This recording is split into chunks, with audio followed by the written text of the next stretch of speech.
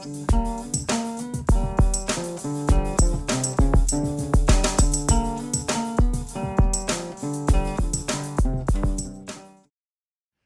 and welcome to GC Conversations, a show where each week we bring in faculty, staff, family and friends, and alumni and all things Georgia College. I'm your host, Wendell Staten.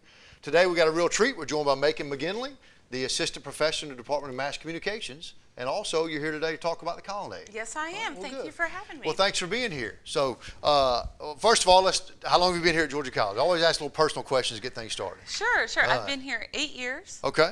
Since 2004. Okay. And I've really found a great home here. I think it's a great institution, and I absolutely support its mission. Great. And so, originally, you most recently came from where? Furman University in South Carolina. All right. A very similar school, except for private. That's right. But has a similar type of mission. Yep. Sure. Now, we were talking off the set there, so you're from the South as well?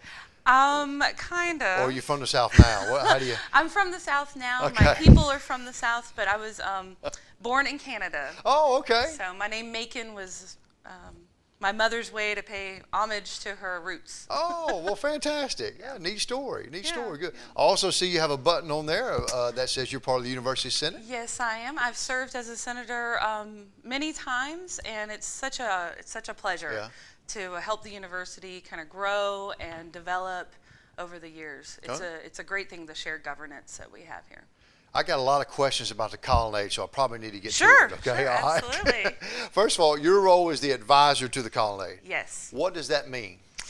Well, it means I have many hats. Okay. All right. I think is what it means. All right. The main thing is that it's a student-run newspaper. Okay. So the students are ultimately in charge of all the editorial content, and I kind of serve as someone who has the historical knowledge to give them the context of things, that helps give them legal advice so they can avoid issues of libel or invasion of privacy, to help them understand what the consequences of their choices may be, so that they can make informed, educated choices that best help serve the readers. Did you come out of the newspaper business at all? Have you had any? Yeah, I have background at the Macon Telegraph, and I've strung for the Associated Press for many, many years now. Okay, so these deadlines that these folks are facing, you know all about them. Yeah, woo!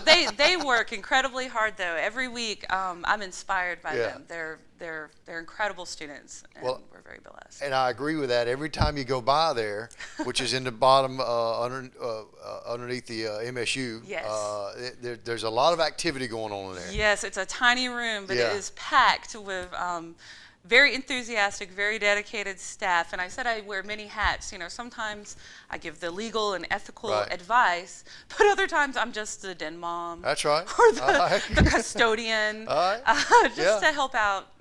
Whatever helps them get through. The thing I notice is that it's a real life newspaper environment. It's basically the same thing they're doing. They're just not getting paid what they'd be getting paid in 2 or 3 years, maybe. You know Absolutely. We've said before with the Colonnade that student work doesn't have to look like student work.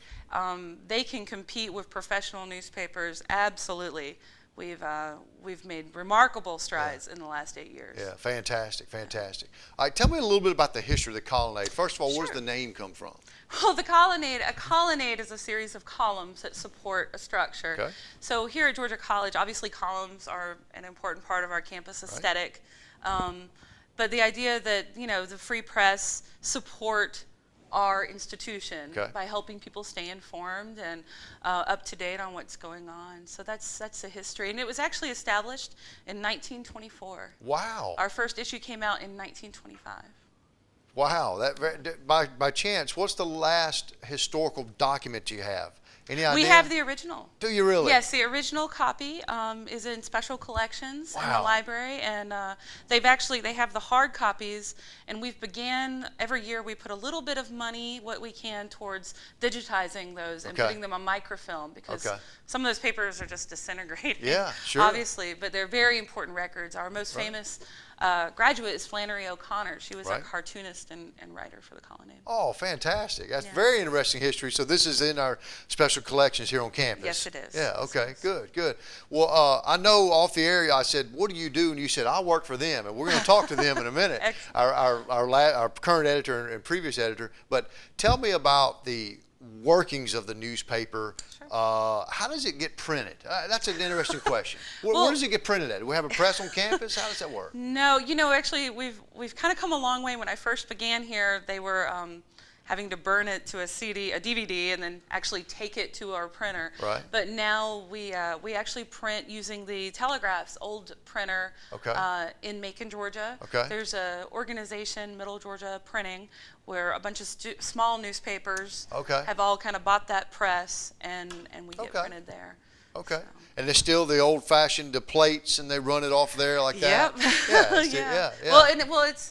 It's like a color press process. Right. Yeah. Yeah, it's pretty cool. Yeah. Which our paper looks fantastic. Thank you. And let me talk about that too. Just the reality is that the worlds of newspapers have changed. Sure. I personally still like the touch and the feel of a paper. Opening it up, reading it. I look forward to our delivery at my place comes in usually Thursday afternoon. And I love getting that paper and reading about our campus.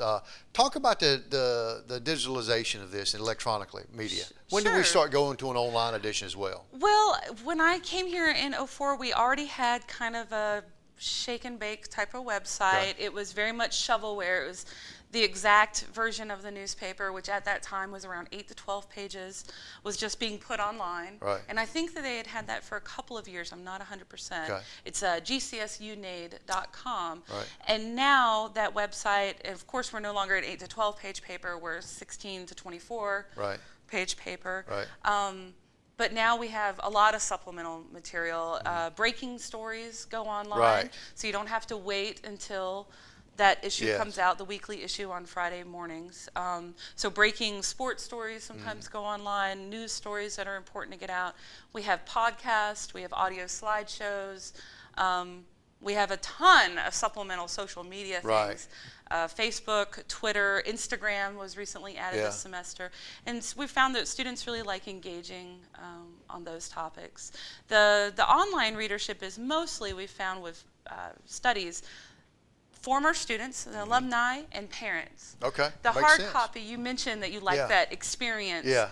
Those hard copies are really what students like. They don't have the motivation to pull out their iPhone or their iPod or whatever and access it online, but seeing it in a bin, they just get snatched up like that. Yeah. So it's an interesting paradox that the print version is still very, very strong. Yeah. No, that's very interesting. I'm glad we wanted to talk about that. I like to say I've got 1,000 questions, and I've asked you probably 100. Sure. But I'm going to leave the next 900 to our That current sounds and great. most recent editor. So for Macon McGinley, come right back and join us today on GC Conversations, where we're talking about the Colonnade. Really?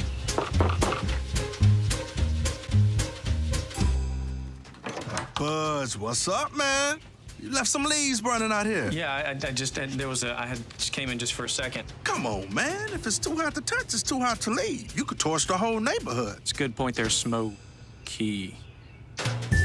9 out of 10 wildfires are caused by humans. Only you can prevent wildfires.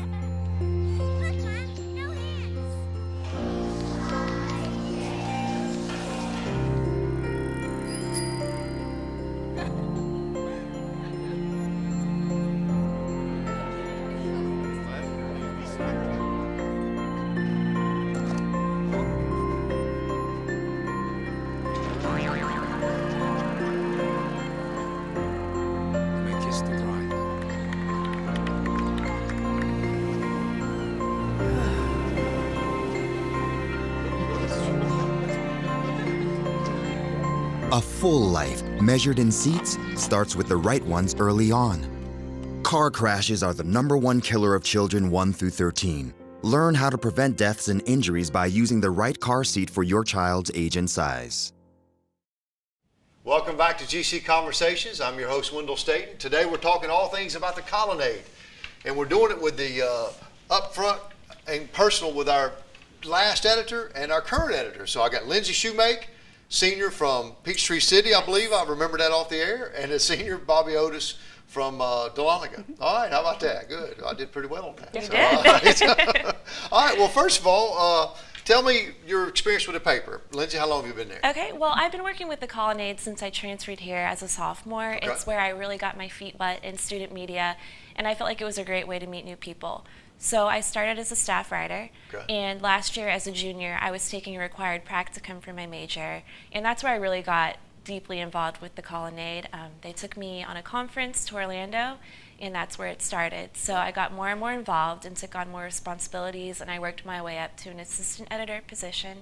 And last March, I interviewed for the position of editor-in-chief, and it's history from there. Well, great, great. So editor-in-chief means the buck stops there, right? Yes, sir. Okay. And you were in that hot seat last year, Bobby. I was. Tell us, how long have you been with the paper? I've been with the paper about 2.5 years. I started my sophomore year, and then I was assistant news editor, and then I became editor-in-chief my junior year, and then I'm sports editor this year, and I've done practicums and been on several conferences as well. Okay. And how about just interest in newspaper? Where did that come from for either one of you?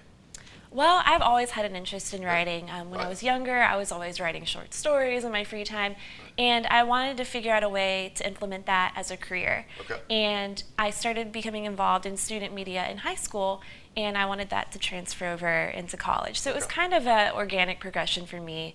There has never really been another option. It's always been journalism. I got you. It's Okay. my first true love. Oh, So. okay, great. So Yes. did you wrote for your school newspaper in high school as well? Yes, sir. Okay. Yeah.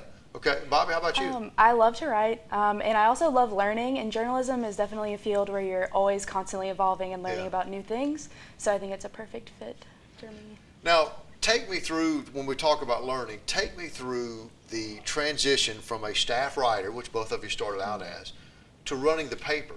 That's a big jump, and that middle gap there has probably got a lot of bumps and hurdles and hoops and all those kinds of things.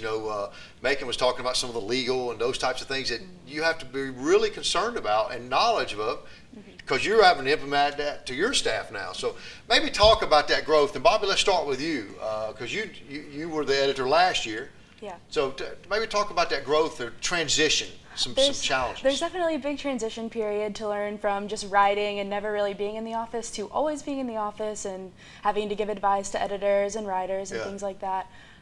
There are definitely a few bumps along the way, but we have our advisor Macon, and our staff is very family-like to us. Right. We're always together, so we just learn always together and get advice from all of our amazing faculty in the mass comm department as well.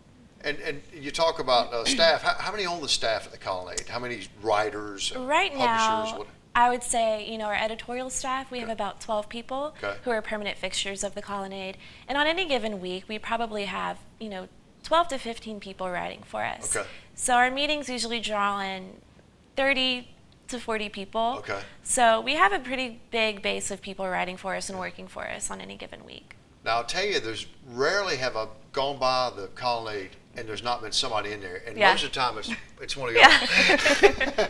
So, but what are your hours over there? How does that work?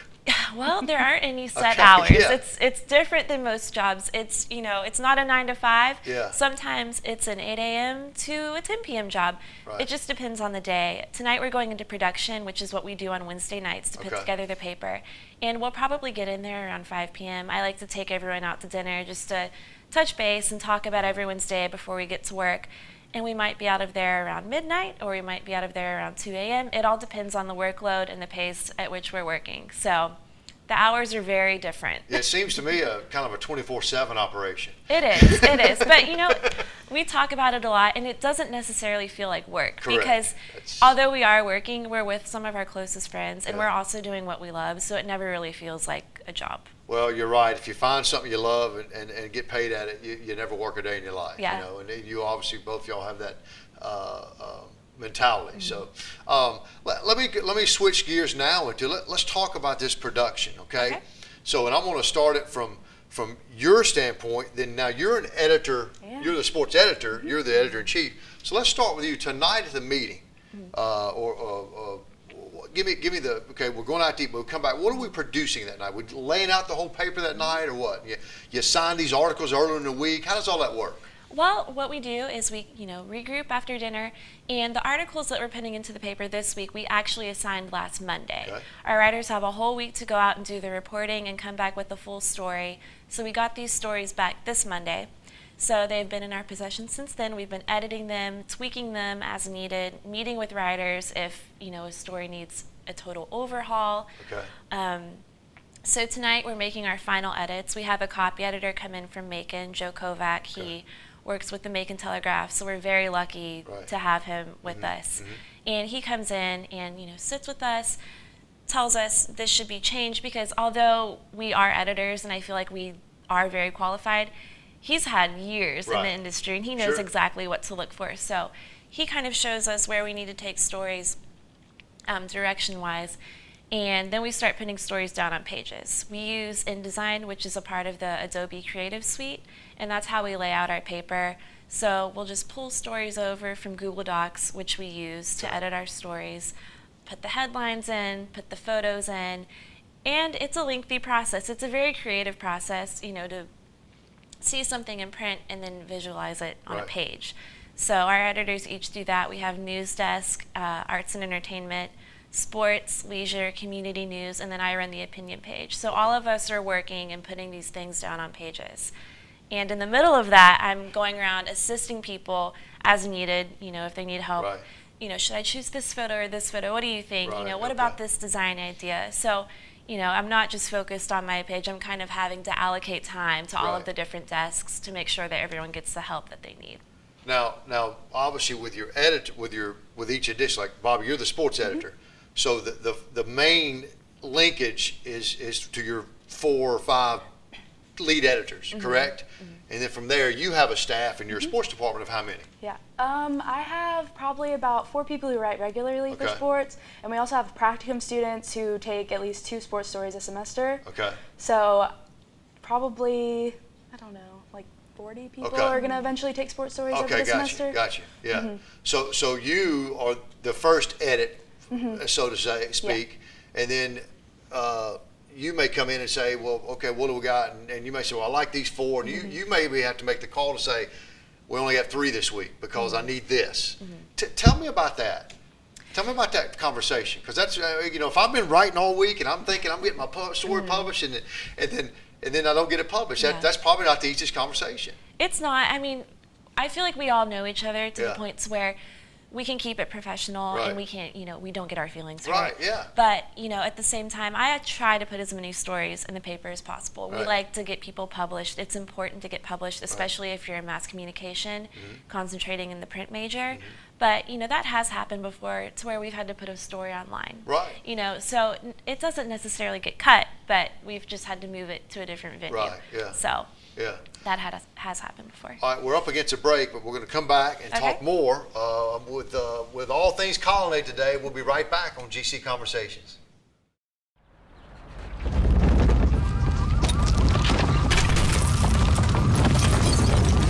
Up to 40% of businesses never recover after experiencing a major disaster. Make a plan at ready.gov/business. Traditional light bulbs actually generate 9 times more heat than light. Let's switch to Energy Star light bulbs and stop burning through cash. Saving energy saves you money. Welcome back to GC Conversations for our last segment with Lindsay Shoemake and Bobby Otis from the Colonnade. We left off talking about writing and all the writers and how all this stuff works, but let's talk about other folks that work in the newspaper as well. Obviously, you have to have photographers and other support staff as well. So Lindsay, maybe start off with that. Just how many photographers work? We have a great team of photographers. It changes week to week. One week we may have 5, the other week we might have 7. So we have a photo editor and assistant photo editor. So there are 2 permanent fixtures. We can rely on them for last-minute photo assignments. I know tonight we're going to have 2 for a play. If anything happens on campus, we can send them out. But we also have photographers that come to our weekly meeting. And we're also encouraging, not necessarily mass communication students, but photography students from the art department to come in and start taking photos for us, because they could get some beautiful shots for their portfolio. So that's something for them to think about. Now, you've led me into something, and I want to stop right here. How if I'm a student here or prospective student, how do I get involved here? What do I do? Who do I go see? Because you guys did this yourself. They didn't come seek you out, is my guess. Yeah. Bobby, how'd you get involved? How did I get involved? Actually, some staff of the Colonnade does come and talk to the mass comm classes in particular. Okay. We want to reach out to different departments on campus. Ideally, we would like to have people from every major come and write for us because it's just a great experience to write for a newspaper. But they come and talk to the class and tell you when the meetings are. Our meetings are Monday at 5 in MSU Lounge, and anyone can come and take a story. And I know this year I'm an editor, and I'm more than willing to work with anyone who wants to take a story and tell them AP style and interview techniques and things like that. It's a very welcoming environment for people to come. So I don't have to be a freshman, or I can be any classification. Yes. Okay. And if I was to try to find you all, how can I find you online? Is there a website? Let's give all that information for folks who may be watching. We do have a website. It's gcsunade.com, and all of our contact information is on there, from my desk to news desk and A&E. Every editor's email is up there. We're very easy to contact, and we also have a Facebook fan page and a Facebook group, so people who are interested in joining us can like the Facebook page or request to join the group and get all the information that they might need. We also have Twitter. Our social media presence is definitely growing this year, which is something that I wanted to see change. So we've also started Instagram with pictures, so you can kind of see where the editors are around campus on any given day. We like to snap photos and show people what our everyday duties are like. So. Well, and who runs? How many folks run the social media, the online presence? We have a team of 3 people. They're on practicum. We have one person running our website, someone else doing our social media, and someone else doing our online issue. So it's a good team, and they're all working together to really establish our online presence and grow it over the course of the year. Well, the one thing that I like, and I hear you guys saying, it's very evident if you ever go over there, and again, in the bottom of MSU, right beside the Gift Center now, I believe it has moved in there, there's a family feel in there. When you go in there, you feel welcomed, and I give you guys credit for that. Certainly, making credit for that. But it is a very welcome. You guys like going to work. Is what I'm saying. We do. That's a good thing. That's a good thing. Talk about now. I'm gonna let you guys brag on yourselves because we are an award-winning newspaper. Tell us about some of the awards that we get. I know for 7 years in a row we've had a designation as what? Yes, the best newspaper in its division. Okay. So we're going for year 8, hopefully this year, which I think will happen. Fantastic. But yeah, that's the GCPA awards that we go to. And what is that, GCPA? Georgia College Press Association. Okay, all right, and that's all the colleges where? Usually in the state. It's a lot of, Valdosta State, Similar Georgia size State. universities Yes, sir. type thing. Okay, right. Okay. So that's every January or February. Okay. And we also have a convention that we attend every fall, which will be held in Chicago this year. So we're very excited to go to that and explore the city and learn things. That's always important too, is to keep up with what's going on in the mass media industry because it's always changing and evolving. So I think when we go, it's going to be very fun and informational this semester. And is the convention always in Chicago every year? Is it changed? Changes. Last year it was in Orlando, and I think the year before that it was St. Louis. Okay. I think so. And typically from the staff, how many folks go? We usually try to bring all of the major editors and maybe 2 assistants or 2 practicum students. So I think we're going to take 8 this year. So it's a good handful of people. And then nationally, we've been recognized as well. Bobby, talk about that. I know last year I think we were recognized. We were recognized 6th in the nation for our newspaper. So obviously we're competing nationally as well as statewide. Right. And hopefully we keep getting better every semester that we do it. And what are some things? What are some criteria that you get rated on? How about that? What are some things that they say this is where you're good at, or this is an area we look at? What are some areas where they look at? Is it design? Is it writing? Is it what? What is it? For GCPA, we get general excellence. That's what we've gotten for the past 7 years. But we've also gotten first in sports, which is stories and design. We've gotten first place in design in general. For the whole paper, we've gotten first place in news, first place in A&E, first place in photography and advertising. So all aspects of our newspaper are just improving, and we're getting recognition for that, which is great. A lot of first place, I just heard you say. Yeah. And the national awards, same type of thing, design, writing, photography, that type of thing. And you said editors, so I want to go back to the editing portion of this. So you have all these writers, and they're writing things, and then you have to read every one of those as the sports editor, and do you have to read every one as the editor-in-chief? That's my question. Yes, every Wow. story that is in the paper passes through my hands. So, Okay. you know, it's neat to be able to read everything and get a sneak peek of what's going to be in this issue. Yeah. So, you know, I enjoy it. It's never an arduous task. Yeah, It's okay. always fun. And Bobby, same with you. Did you have that same feeling? Yeah, I loved Yeah. it last year. Now Okay. I just do the sports desk, so I'm just reading the sports articles. And I've really tried to meet with my writers at least 3 times for Okay. the first 3 stories and give them some insight and get them to watch me edit. So hopefully they'll start making more Right. conscious decisions when they're editing their own articles. Well, it's neat because I'm often interviewed. Excuse me, I dropped my microphone. I'm often interviewed, and sometimes I'll get a call back, and obviously now I know that they had to go back and you edited. You said, well, we probably need a couple more questions in this area, that type of thing. So that's some of those types of things. But folks, it's been a real treat. Thank you for being here. Thank you for having us. Yeah, and pick up the Colonnade, which is delivered every Friday, I believe. Yes, sir. At destinations everywhere, and then the online edition is on all the time, 24/7. So it is. again, for Lindsay Shoemake and Bobby Otis, I'm Wendell Staten. Thanks for joining us today on GC Conversations.